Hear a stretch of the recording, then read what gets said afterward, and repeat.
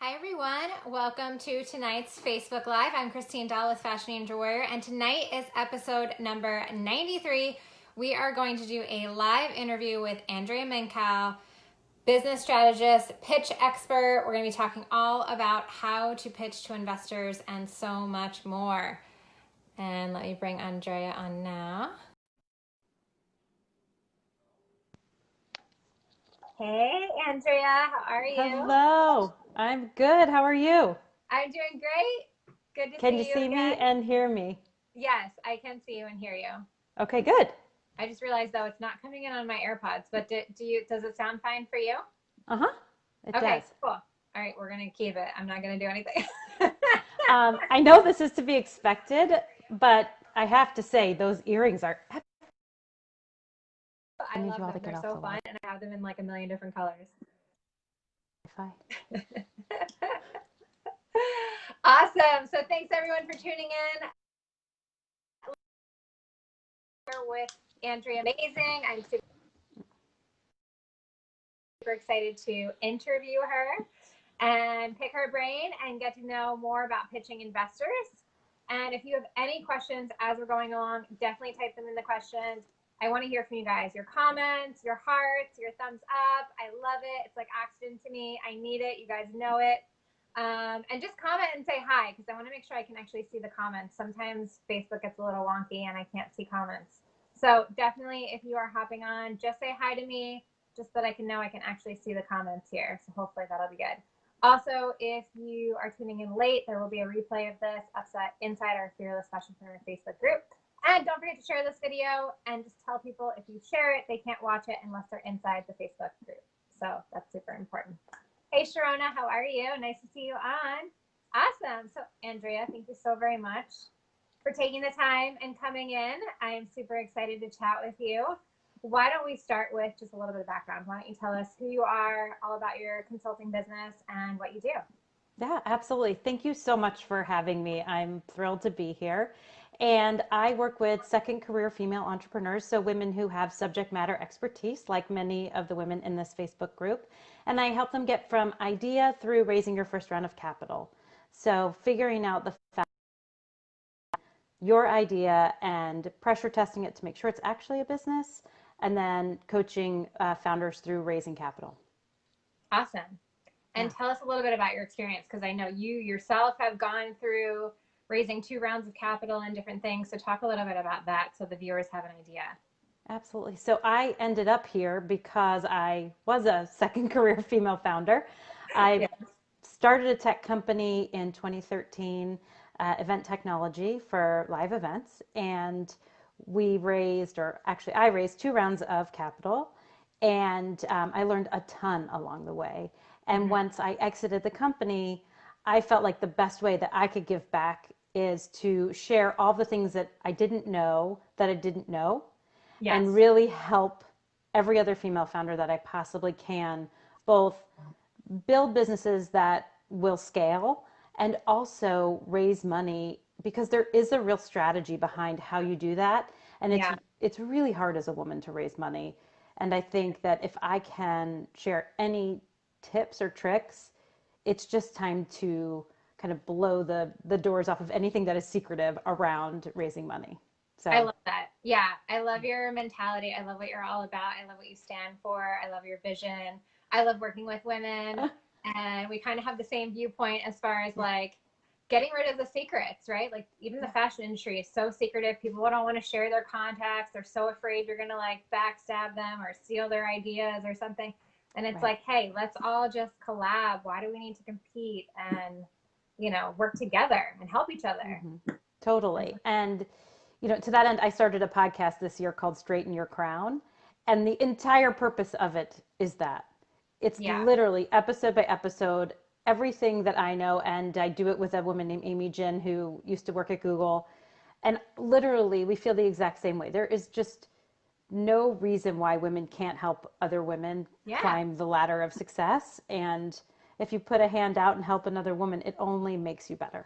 Yes. Yes. I totally agree. The only way to the top is by helping someone else get there as well with you. It's true. It's a small world too, because you never know. The person you Yes. help might help you someday. Yes. Exactly. Awesome. Well, thanks so much, everyone, for coming in. We have Andrea Minkow here. She is a business strategist, and we are talking all about how to pitch investors. I'm going to open up with some questions, but definitely if you've got questions, start typing them in, and we will ask them away. So let's start off with question number one. Okay. What was your biggest rookie mistake when you just started out your business? I didn't make any. No, just kidding. I made like 4 million, but I would say I probably laughed too soon there. Yeah. No, I think, you know what? The biggest rookie mistake I made was not protecting myself legally. I think that as women, we get these kind of deep ideas about how relationships and businesses start. It really starts with relationships. Yeah. And the truth is, when you are going into business with someone, I honestly don't care if they were a twin in the womb with you. You have to make sure that everything is spelled out legally, that everyone is in agreement on the terms of where you are and where you're headed, and that everyone is comfortable with that. Because if you go into any kind of business without your T's crossed and your I's dotted, it will, I promise you, it will come back to bite you in the ass. Yeah. So that was my biggest, I was really like, well, it's okay. We all agreed on this. Everything's fine. Let's just all like, you know, for the greater good. And that's all crap. The greater good goes out the window. As soon as there's a lot of money involved or there's some competition, the greater good is like, it's gone. Yeah. Or one of you gets sick, one of you has a baby, one of you gets divorced. Like, right? Life. I've seen everything happen and people's businesses go to the wayside, you know, for good reason. But, you know, life happens sometimes. It totally does. And it may not happen, like you said, like a baby. That's a really positive thing. But it requires you to have some kind of a pre-discussion to make sure everyone is treated fairly. Yeah. So that was expectations. Exactly. So I totally agree with you 100% on that one. So everybody out there, if you don't have a lawyer, write to me after. I have a bunch of kick-ass female lawyers that I can refer you to. You need somebody in your corner. It is not a bad thing. It doesn't make you a bad person. If you want to talk about that, we can talk about that too. But it is so important to make sure that you are protected and the business is protected legally. Yeah. Awesome. And I put all of her links, her website, her Instagram. You guys can find her. It's all in the description for the Facebook Live. Awesome. Next question. We talk a lot about fear. This is why this is called the Fearless Fashionpreneur. So what was your biggest fear when you first got started, and how did you actually confront it or get over it? I think my biggest fear was around failing publicly. You know, starting a business and putting your all into it is really vulnerable. It's very public. Yes. Unless you're one of those people who can do it in stealth, you really are risking so much. And you really have to believe in yourself. And for me, that was so terrifying. Yes. And motivating, but mostly terrifying. It can go both ways. Yes. Right. And I had to figure out how to use that fear as fuel to propel me just one foot in front of the other to keep going. Otherwise, you know, it's nuts. It's completely nuts to stop taking a salary, to ask people for money, all for an idea that you think is going to make $1 billion. Right. Well, they always say the entrepreneurs are the crazy ones, right? We're willing to work, 16 hours a day, 6 days a week for ourselves, just so that we don't have to work 8 hours a day, 5 days a week for the men. Anytime, sister. And it's true. It's so true. Yes. But there is a lot of fear. And I hear a lot of fears from everyone starting: fear of success, fear of failure. Similar, very, very similar things. I mean, and even like when you think you have no fear, right? You're fearless. You're like, I can do this. I'm doing it, whatever. Stuff still like comes up every once in a while. And you have to be like, no, I'm not going to believe that. I'm not thinking that way anymore. Mm-hmm. I mean, even for me, like I was fearful when I got pregnant that people wouldn't want to work with me anymore because they'd be like, oh, Christine's having a baby and she's not going to be able to do her business and blah, blah, blah. And I had like all these random like thoughts going through my head. So I kind of like tried to hide my pregnancy and like, here's something so beautiful. And so like, you should be able to share it with the world.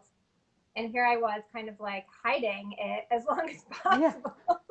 You're right. You can only hide that for so long. I know. Once you start to show. Good thing is Zoom and Facebook Right. Lives are from here up. But In a pandemic, you can be very pregnant and no one will know. But yes. in another After part the of life, you pandemic can't. is over, people will be like, "What happened?" Yeah, where'd that thing come from?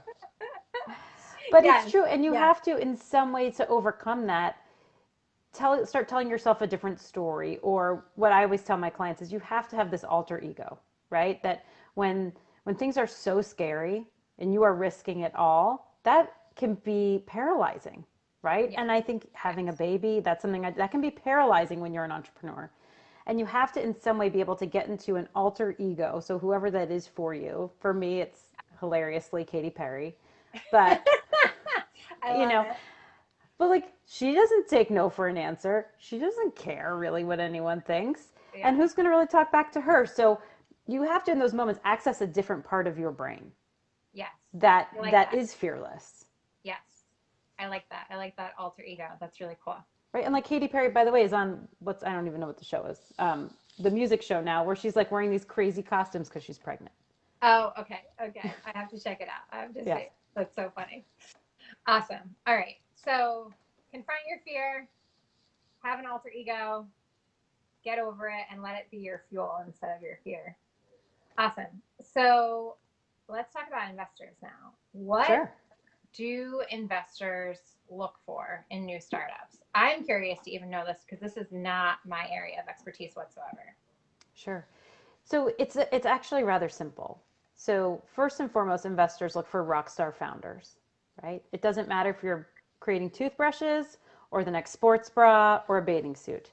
You have to be a rock star founder. This person is giving you money to turn it into a big business. So, and if they don't believe you can do it on an emotional level, you're fucked. Sorry, I have such a potty mouth. I hope that's okay. That's okay. That's okay. And so that's the first thing. You have to be a rock star founder. The second thing here to raise money is you have to have a big market, right? There's got to be a robust enough market that me as an investor, I believe I will get 10x my return.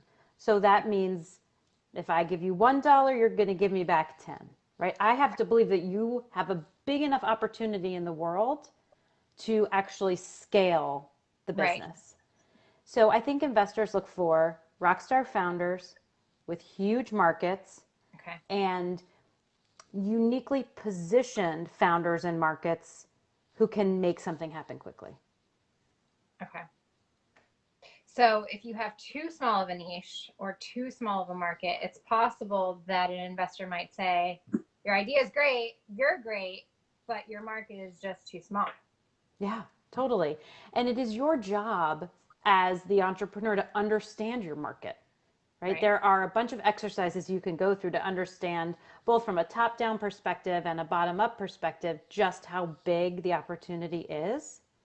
Now, some of it is a little fuzzy math, but which you know, but ultimately it's about, is there really enough of a marketplace where you can sell enough of whatever the thing is you're selling to generate enough revenue for that person and ultimately enough profit.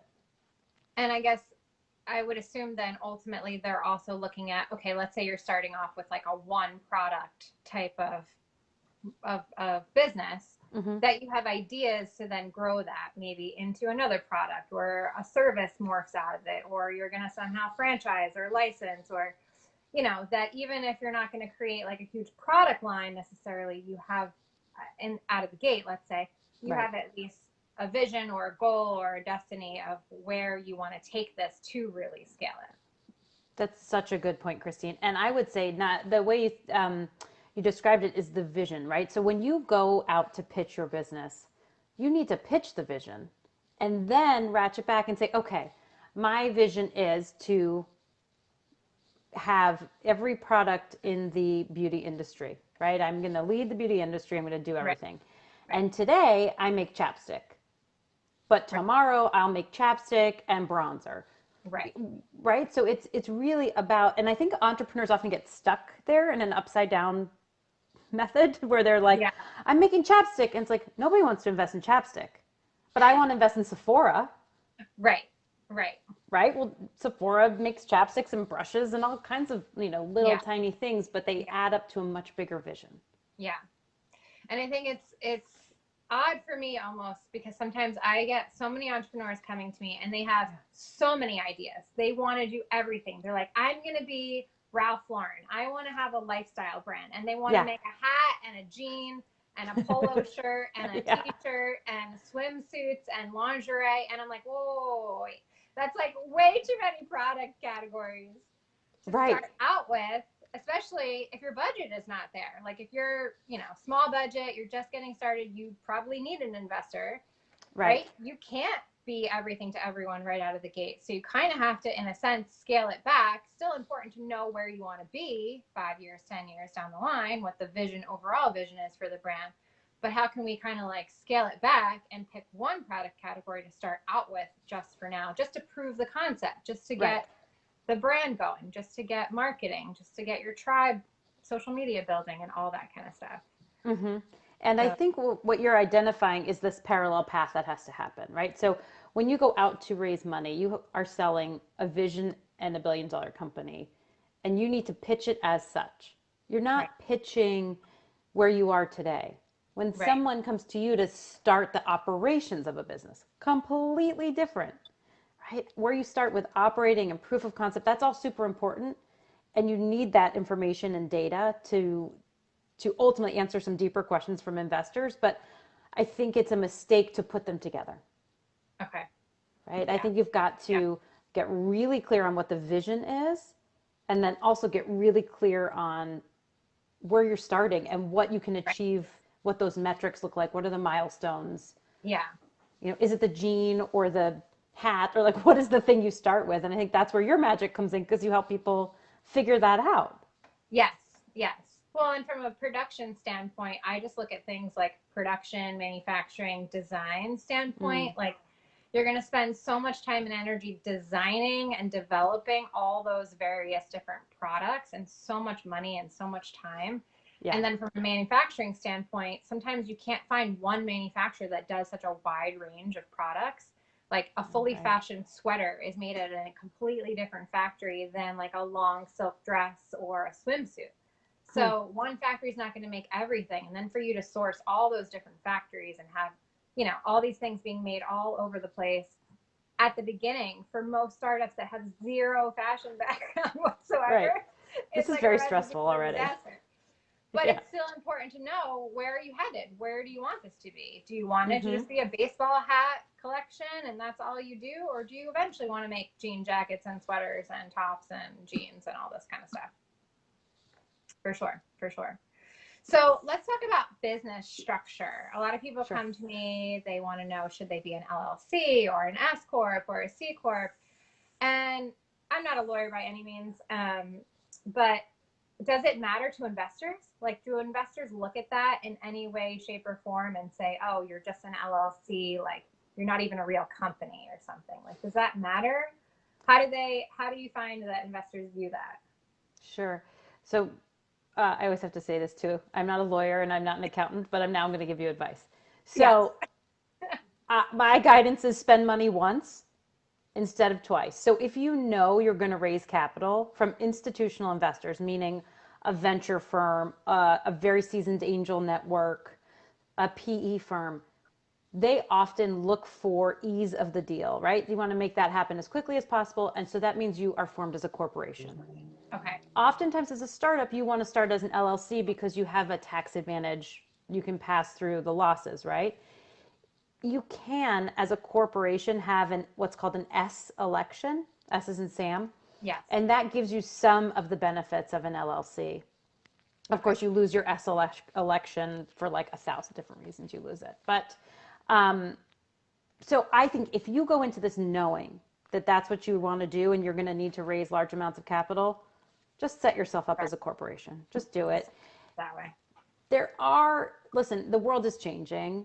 There are deals that are being done, bigger deals for sure, through LLCs. My 2 cents. So I'm not saying if you are already an LLC, like you have to run out and change it, but a Delaware corporation is the easiest vehicle. to get started. So yeah, so I mean, why make it harder? Yeah, yeah. And I like what you said, like the ease of transition, right? The easier you can make it for someone to take an action, it's like anything. The easier you can make it for someone to check out on your website, the easier, the more likely they're going to buy something. 100% reduce the friction. So like the last thing you want is you've got a term sheet and you're like about to close, and then all of a sudden someone's like, oh, you're an LLC in Nebraska. Right? Like that's like the last conversation you want to have. Yeah. Just make it easy. Exactly. Okay, cool. So I learned something there. I did not know that. Let's talk about business plans. Okay. So, oh, I love this. I don't do traditional business plan, coaching. I always tell my clients, like, I will coach you on all the things that you need to know to put in a business plan, but I refuse to a certain degree to teach a format on how to do a business plan, because I feel like there are so many options now. Sure. From like the 1-page business plan all the way through to like just a PowerPoint presentation, which I've heard like Airbnb and Uber and places like this just had a PowerPoint. What's your take on business plans? What do you think investors like to see as far as a business plan? Sure. Let me just start with the Uber and Airbnb example. Those are white dudes. So let's just get really clear on that. You can walk into a room as a white dude and raise money a lot easier. So I think it's really important to just begin where we are. And from I would call it like a success standpoint, what I always tell my, I guess both my clients and anyone who will listen really, is that you should write a business plan. You need to sit down, and I'm not talking about like the 50-page business plan. I tell people, limit yourself. 10 to 15 pages, as visual as you can make it, and go through every section. And the reason I cap the pages is because if you only have a certain number of pages, you have to get more succinct and you have to really drill down. What is your marketing? What is your sales strategy? How big is the market? Really hone in on that. And through the process, I would say, of writing this 15-page business plan, you get clear enough then to put it into 1 page. And you can use the business model canvas as something, or you can make a 1-page executive summary. But to me, everything flows from you actually sitting down and doing the work of figuring out, is this a business? How big is the market? How am I going to sell this stuff? Because, the like very typical phone call I get is, hey, I have to raise $500,000 or $2 million for my company. And I'm like, how do you know that? And it says, I just know it. Well, I just know it doesn't actually work. Like I'm not writing that person the check who tells me I just know it. No way. So you got to write the business plan, and then you have to build a financial model. Is this thing even going to work? Do the numbers going in and the numbers coming out make sense? Can you afford to start the business? How much do you actually need? What does the runway look like? So I think taking the time to pause and do this hard work then ladders you up to the right talking points, the right pitch deck, the 1-page executive summary. They all become interchangeable at that point. Okay. But if you don't do the business plan up front, I've never seen someone be successful without that. Yeah. Yeah. It's hard. You need to have the right foundation. It's like, how do you build a house if you don't have a good foundation? It's going to crumble. You can go as high as you want. Right. But eventually at some point it's going to come crashing down. Totally. And if you haven't thought through clearly about like what problem you're actually solving, what your actual solution is, how do you make money? Yeah, here's a big one. How do you make money? Yes. Like if you can't answer that, you're going to have a really hard time raising capital and building a business too. Yeah. Yeah. I totally agree. So when you're talking to an investor, and maybe this is also different from a women's standpoint than a male standpoint, is there certain key words that you're supposed to say? Is it something that they love to hear? Is there a way to make yourself, sound more intelligent, or what tips and tricks can you give all of our viewers right now? Okay. Here's the deal. You have got to run the meeting. You have to run a process. It's just like dating, right? I think this is something sort of universal. We've all dated. It's a numbers game and it's a process. Now, some people would disagree on that with dating, but that's kind of how I looked at it. And I ended up in a great situation. So I'm just saying. So I think that when you start to look at an investor meeting, you need to go in prepared. So number one, you need to be in the right headspace. So for me, that is 5 minutes beforehand, some pump up tunes, and you get in your Katy Perry headspace, and you know your very brief talking points about every aspect of your business. You go in, you sit down, and you give a one line about your business, and then you do discovery. Any good sales process involves discovery. What I mean by that is you need to ask the person across the table from you, what is your investing thesis? What have you invested in this year?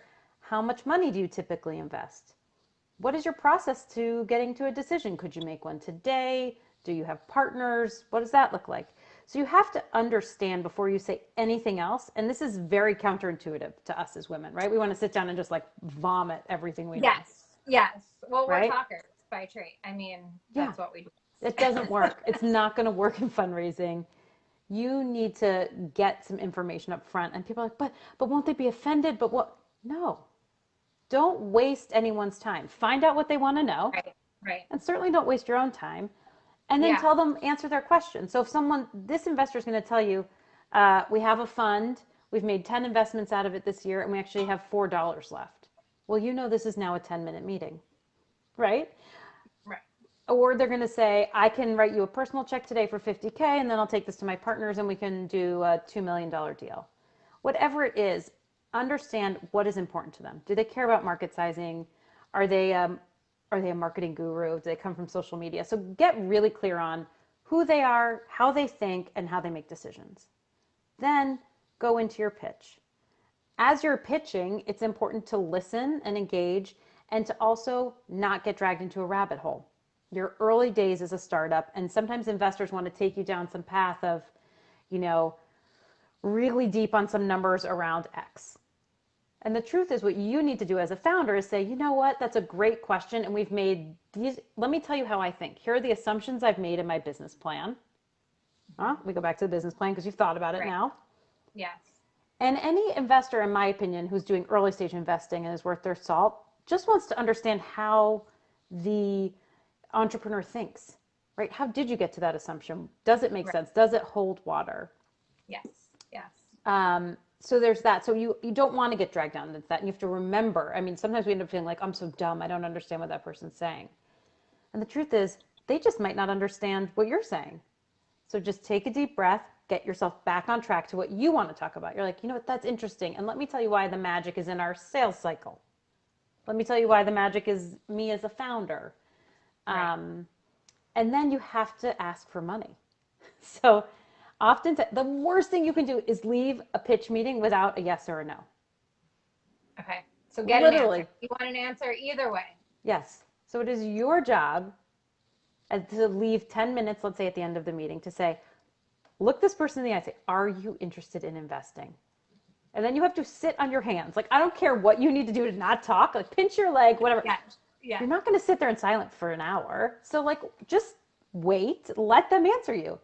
And you know what the next step is because you asked at the beginning of the meeting. So it's, are you interested in the partner meeting next? Are you interested in investing? What the next step is already. This is what I mean by run your process.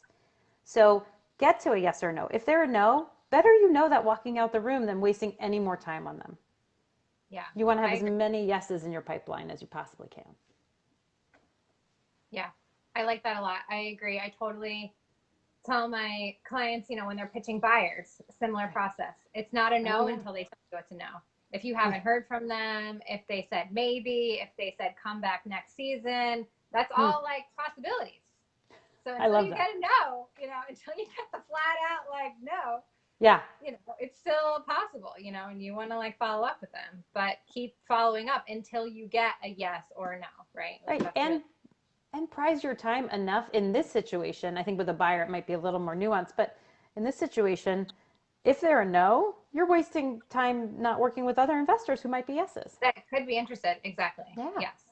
I totally agree. Yes. And I think every business person, wants to be respected on their time, right? Everyone's got so many things to do. Nobody wants to feel like somebody's wasting their time on both ends of it.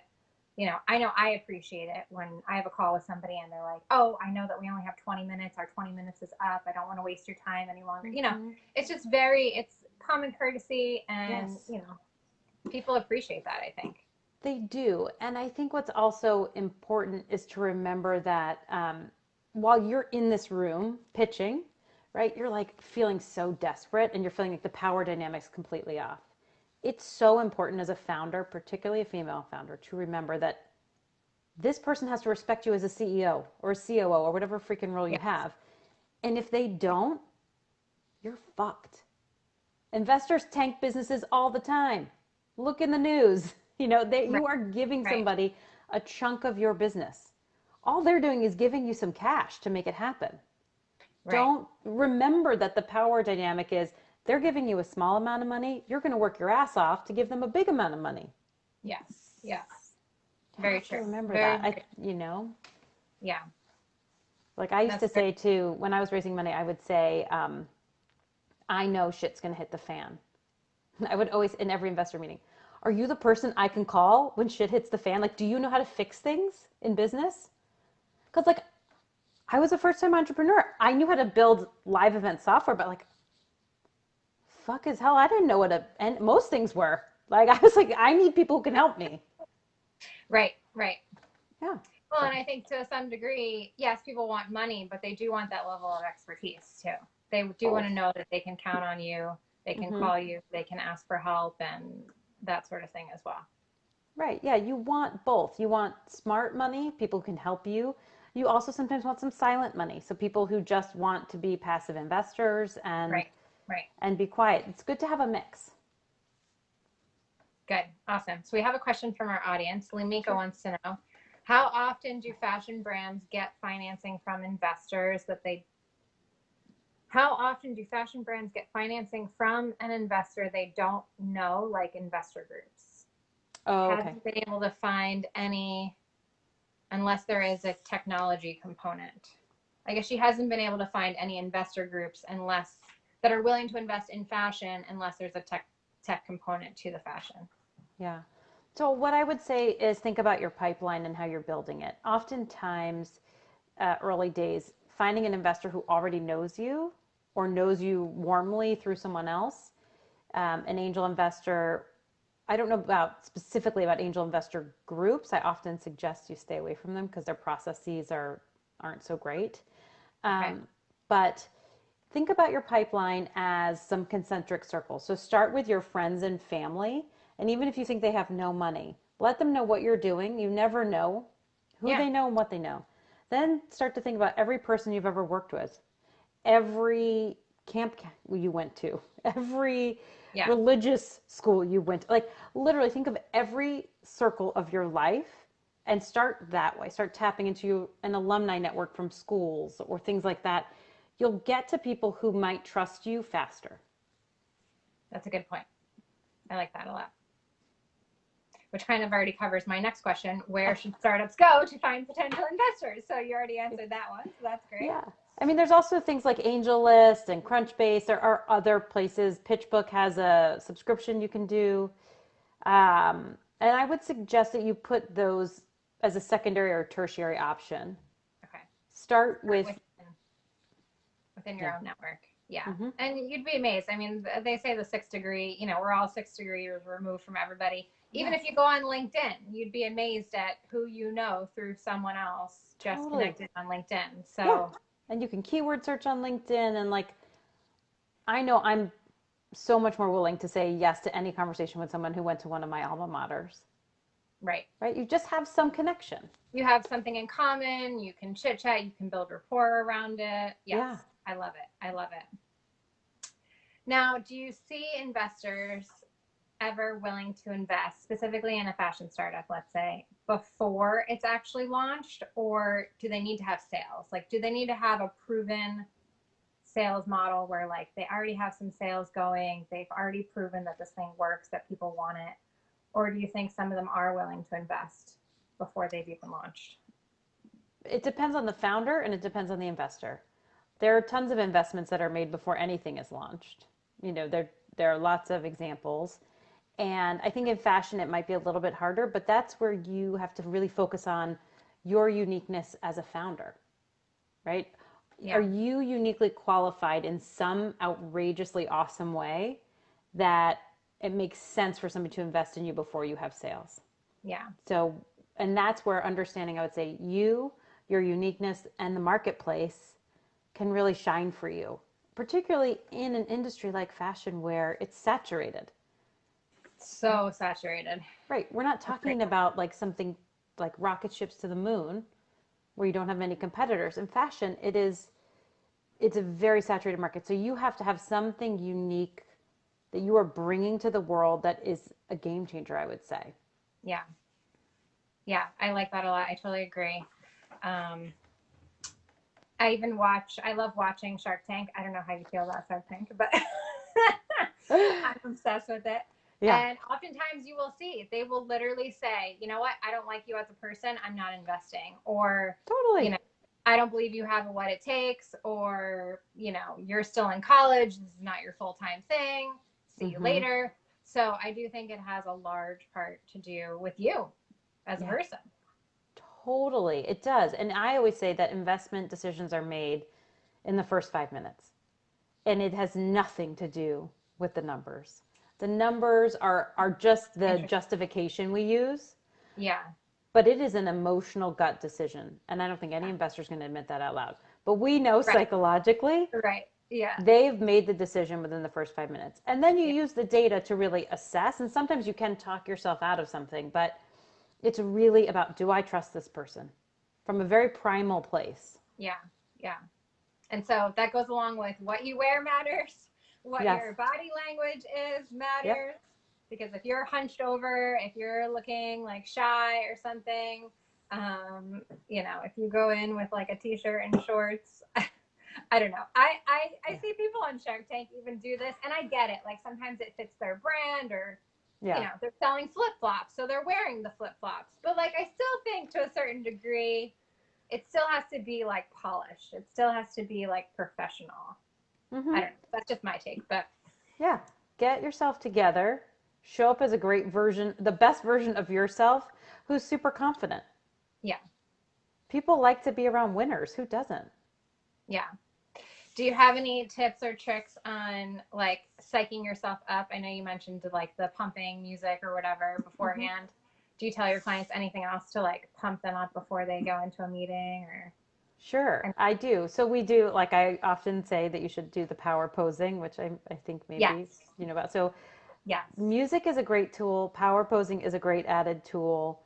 And really having done this alter ego work beforehand, who is your alter ego? Who are you going in that room as that doesn't bring any of your personal baggage into the room? Right? Like, again, back to dating. Like, don't bring your crazy in on date one. Right? Nobody wants it. Not on date one. So go in as the best version of yourself. And like I said, figure out who that is for you. And those tools they really are game changers.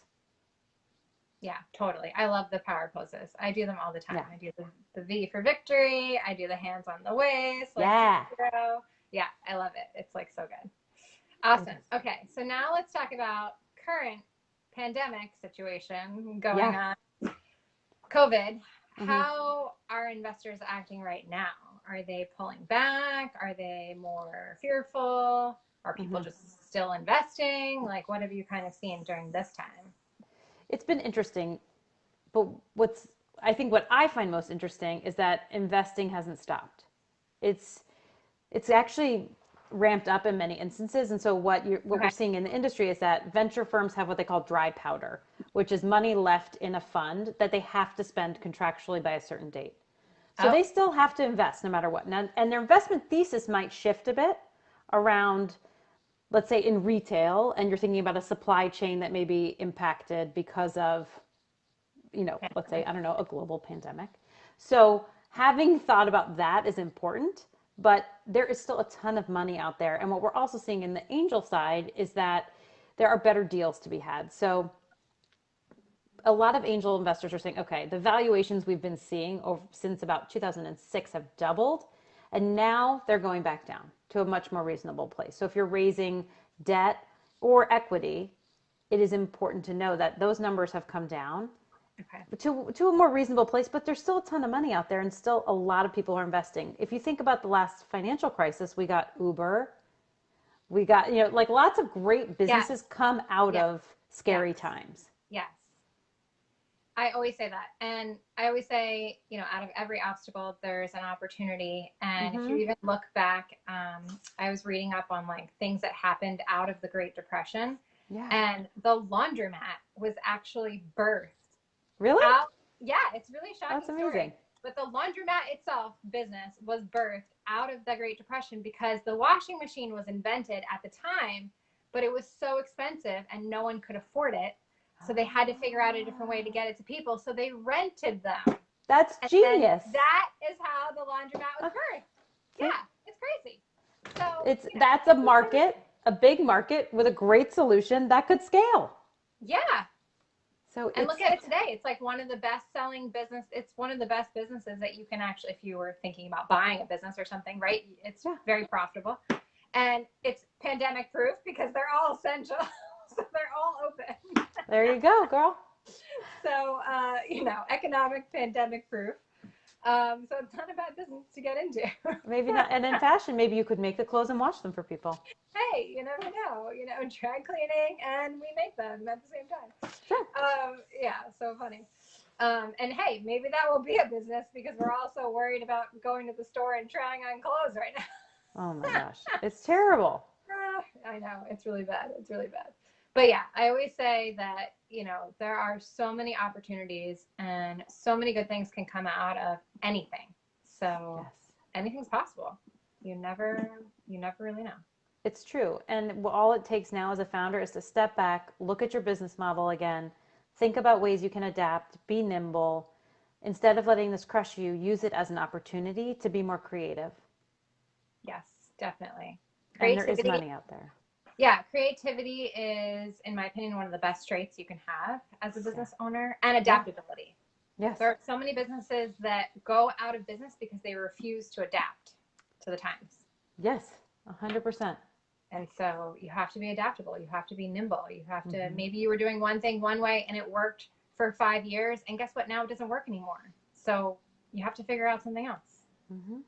And that's the sign of a great founder.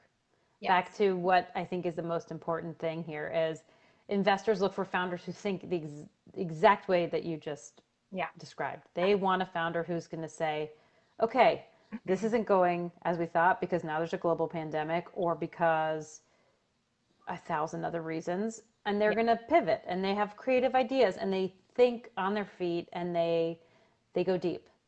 Yeah, totally. So if anyone's got any questions, please type them in. We are wrapping up right now. I will ask my one last question to you, Andrea. But if anyone has any questions, type them in now so we can ask them.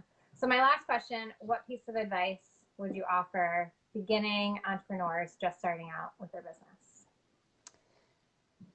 The piece of advice I would offer is take yourself seriously enough to sit down and write a business plan.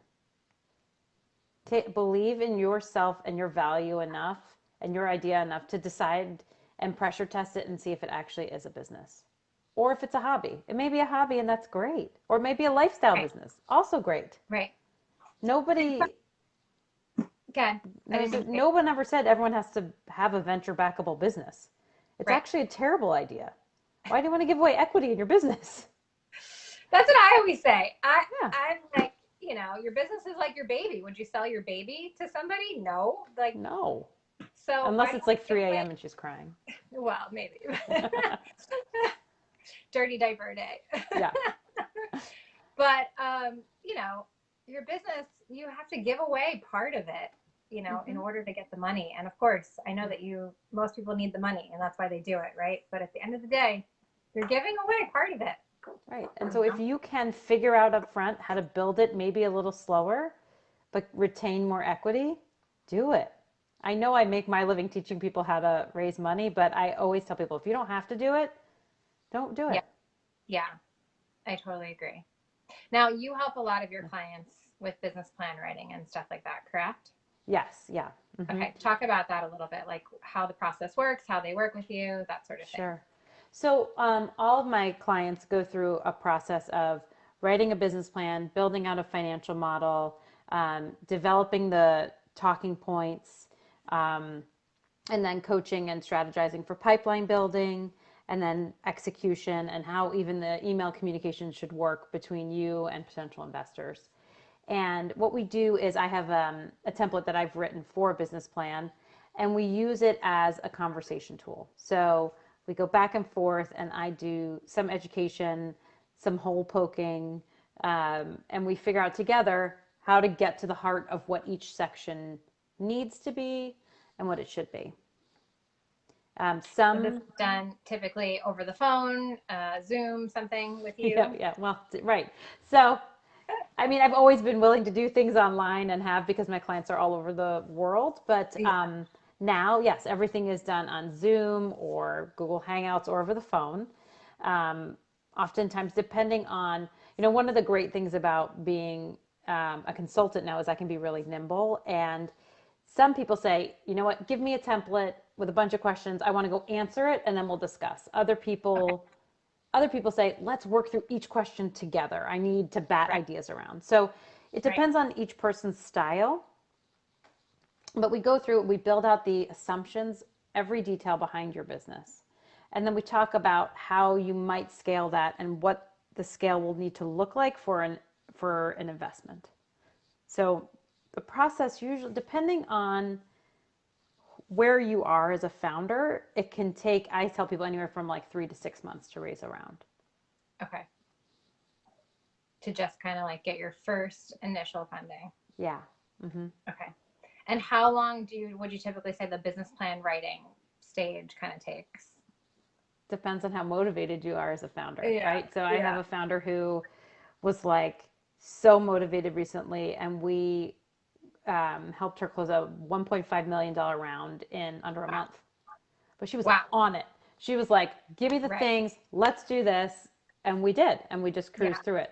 It takes a lot of work, but she knew her business really well. So I would say it really depends on, your motivation as a founder. Yes. A lot of times founders don't want to do this work. It's really hard, right? Yeah. You want to like think about the pattern on the shirt, not the business they and want to sewing. Be creative.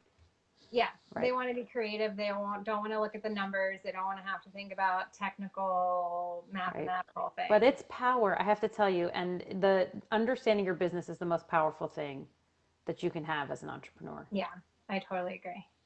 We have one question from Aisha. She said, how thorough should your initial business plan be? And do you recommend hiring a service to write it for you? So your business plan, I think, should be about 10 to 15 pages. The answer is a full stop no. You should not hire a service to write it for you. You have to own this business. If you don't own every word at the beginning and every idea and every assumption, and you don't get it in your bones, you're never going to be able to pitch, and you'll never be able to run the business. You've got to, at this early stage, the business is not that complicated. You have to be the CEO of it. And I think it's important to remember that you will not always have to be the CEO. If you want to be the creative brain, you can do that as soon as you get some traction. Exactly. But early days, if you outsource all this stuff to someone else, I think you're going to find yourself really disappointed. Yeah. No one's going to know your business like you do. I mean, no one's going to be able to get in your head and know what the vision that you have for this company. Mm-hmm. Exactly. Yeah, I totally agree. Now, Linda wants to know percentage breakdowns. I'm not quite sure what that is in reference to, Linda. Maybe you're thinking about like investors and how much percentage of your business they might take or something. Maybe you can clarify, Linda. I'm not sure about that. So true, write it yourself. Aisha said, thanks so much. Okay, cool. Anytime. Any other questions that we have before we wrap up? Why don't you talk about where people can find you, your podcast, any special offers that you have, all that good stuff. Okay. Well, first of all, thank you so much for having me. It's such a treat. I love what you do, and I'm envious of your knowledge of the industry, and it's such an opaque industry to me. So I think what you do is like wizardry, and it's awesome. Oh, cool. Thank you so much. Yeah. You can find me either through my website, which is andreaminkow.com. You can also find me on Instagram at Andrea Minkow. And the podcast is called Straighten Your Crown. You can find that on the internet, on the interwebs, wherever you podcast listen. So Spotify, Apple, etc. It's on all of those. And reach out. I love to chat about businesses, business ideas, and how you might be able to take yours forward.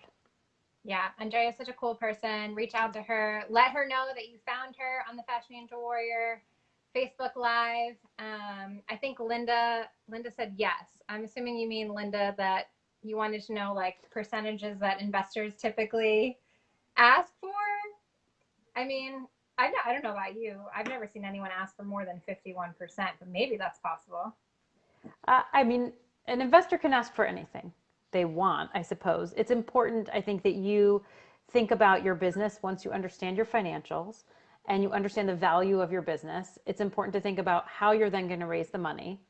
I often encourage early stage founders to raise using a vehicle called debt or convertible debt, which converts to equity, so that you can push your valuation out a little bit until the company is worth more. I would never recommend you giving up more than 50% of your business. And I think it's very important, like I said, to understand the numbers and game out some scenarios. And if you want to reach out to me, I have a spreadsheet I can send anybody listening, happy to, where you can kind of game out different scenarios. If you take an X amount in round 1, what's going to happen in round 2, and round 3, et cetera, et cetera. So, oh, cool. Awesome. Yeah, happy to share that. And really know your ideal terms going into raising money. If you can start a terms conversation from your ideal set of terms, you'll likely end up in a better position. Right. It's kind of like on Shark Tank when they flat out say, right? How much my God. Well, they just give people terrible deals. That's like the whole shtick of Shark Tank. It's just don't Well, do they're sharks. I mean. I know. Oh my God. All right. Awesome. Well, it was so good having you. Oh my gosh. I enjoyed this conversation so much. I learned a ton. I hope everyone else learned a ton. We will be posting this on our Facebook group, on our YouTube, eventually on our blog. So it's going to get lots of hits. Definitely reach out to Andrea. Tell her that you found her on Fashion Angel Warrior. Couple of announcements. We are still doing our LA manufacturing tour next week. We do have a couple of spots left. So if you're interested, go to LA Fashion Tour number 9.eventbrite.com. We're doing a ton of lives because we're all in the pandemic and stuck inside right now. So tune in tomorrow. We'll be going live with Indie Source. I'm doing IG takeovers with Tex World for the next couple of weeks. And we're even going to partner with Fashion Mingle to do their mastermind event in a couple of weeks. So stay tuned for that. And as always, tune in every week, Tuesday, 8 p.m. Eastern Standard Time for our weekly Facebook and Instagram lives. I may have a special guest on next week, too. We'll have to see if I can confirm that. But otherwise, we'll be back next week, 8 p.m. Eastern Standard Time with more great, valuable tips for all of you. So thank you so much, everyone. Thank you, Andrea. Thank you for having me. Thank you so much. Bye. Bye.